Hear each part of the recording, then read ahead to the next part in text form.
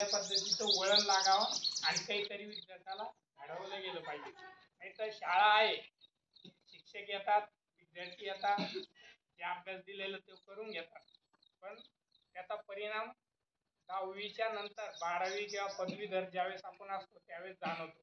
म्हणून आता जे तुम्हाला शिकायला मिळते ते चांगलं शिकून घ्या, कारण येणाऱ्या काळात आपल्याला स्पर्धेमध्ये उतरायचं आहे आणि प्रत्येक ठिकाणी स्पर्धा आहे.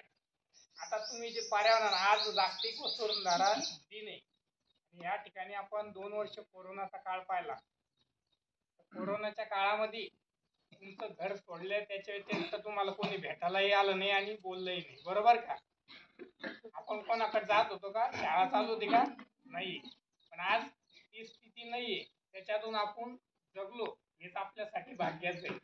पण आता या ठिकाणी मी शाळेत पाहतोय, इथं विद्यार्थीची संख्या आणि झाडाची संख्या जर पाहिलं तर असं वाटतं की एका विद्यार्थ्यामागे एक झाड आहे. आणि मी सांगेन एक, तुम्ही तुमच्या शेतामध्ये ज्यांच्याकडे शेती असेल तर तुमच्या वाढदिवसानिमित्त किंवा चांगला जे काही उपक्रम तुम्ही राबवत असाल तर त्यानिमित्त एक फळाचं झाड लावा, म्हणजे त्याच्यामुळं सावली भेटेल, तुम्हाला फळे भेटेल आणि पाणी जास्त प्रमाणात पडेल. कारण आता उष्णता इतकी वाढलेली आहे, आपण जर मुंबई सारख्या शहरात गेलो आपल्याला तिथं बसायला आणि थांबायला जमणार नाही, कारण गरमाट इतकी, बरोबर का? त्यामुळे कुठं जायचं किंवा नाही जायचं हा प्रश्न बाजूला ठेवा, पण आपण जर शेतात गेलो तर आपल्याला सावली लागते, बरोबर का? कुठे कार्यक्रमाला गेलो तर आपण झाड शोधतो, कारण गाडी लावायची असते किंवा सावलीला बसायचं असतं, कारण आपण कोणाच्या घरात थोडी जाऊ शकतो, जातो का? कोणी मित्र पाहुणा असेल तो आपल्या आपुलकीला बोलेल की बाबा चला माझ्या घरात चहा घेऊ, थंड घेऊ, बरोबर, बसू, आहे का नाही? पण ते बसताना आपल्याला एक गोष्ट जाणवायची आहे की आपण प्रत्येक ठिकाणी म्हणजे आपल्या गावात झाडाचं प्रमाण आणि पाणी बचतीसाठी तुम्ही तुमच्या पालकांना सांगायचं.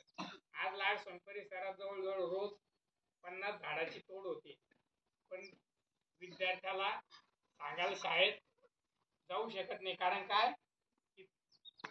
गावकऱ्याचं तेवढं हे नाही, पण तुम्हाला त्याची काळजी, कारण तुम्ही झाडं लावलेली आणि पक्ष्यांना जे तुम्ही चारा पाण्याची सोय केली, अन्न पाणी, मी ऐकलं आल्याला गाडीचा आवाज. कोणत्या शाळेत जर गेलं तर तिथं फक्त आवाज कोणाचा येतो माहितीये का?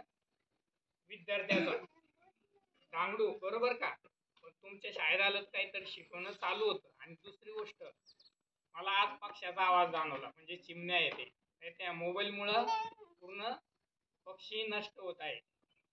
त्यामुळे येणाऱ्या काळात, आणि साऱ्यांनी तुम्हाला सांगितलं, जे जुने पुस्तक ते जमा करायचे, नवीन पुस्तकाले त्याच्यावर तुम्ही अभ्यास करायचा आहे, नाही तर घरी न्यायचे झालं, सुट्ट्या लागल्या, सुट्ट्याचा आनंद घ्या आणि मैदानी खेळ जास्त खेळा.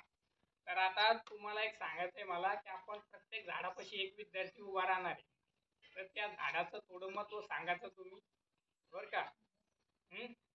आणि तुम्ही काय काय सोय केली, कशी केली, म्हणजे याच्यासाठी पाणी ठेवण्यासाठी कुठून काय आणले, धान्य कसं आणलं, घरून आणलं, विकत आणलं, त्याच्या व्यतिरिक्त तुम्हाला मार्गदर्शन कोणी केलं, ज्या ज्या शिक्षकांनी तुम्हाला मार्गदर्शन केलं, आणि त्या व्यतिरिक्त ते जे बॅनर वगैरे लावलेले ते आता मी पाहिलं नाही, कशाचं आहे? बॅनर आहे ते मतदानाचं. तर 2 मुली आणि 2 मुलांनी तिथं उभा राहायचं, सांगायचं की मतदान आम्ही हक्काना करू आणि आमच्या पालकांनाही सांगू. जर पालक बाहेर जरी असले, पुढं आता ऊस तोडीसाठी जातात किंवा काहीतरी कामासाठी जातात, बरोबर का? तर त्यांना सांगायचं मतदान कोणत्या पक्षाला किंवा पार्टीला किंवा नोटाला करा, पण मतदान करा. म्हणायचं नाही की बाबा माझा एक मताना काही फायदा होणार नाही, काय मतदान करून घ्यायचं आपल्याला. आपल्या या पूर्ण परिसरातून, म्हणजे तुमच्या गावात जर 100 मतदान असेल तर कमीत कमी 85 मतदान झालं पाहिजे, एवढी तुमची खात्री आहे. आणि तुम्ही सांगायचंय बरं का पालकांना, जेणेकरून आपल्याला लोकशाही बळकट करायची आहे, की सरकार कोणाचं येऊ किंवा कोणाचं असो ते आपल्याला त्याच्याशी हे नाही, पण मतदान करून घ्यायचं, तुमच्या पालकांना सांगायचंय. तुम्ही सर्व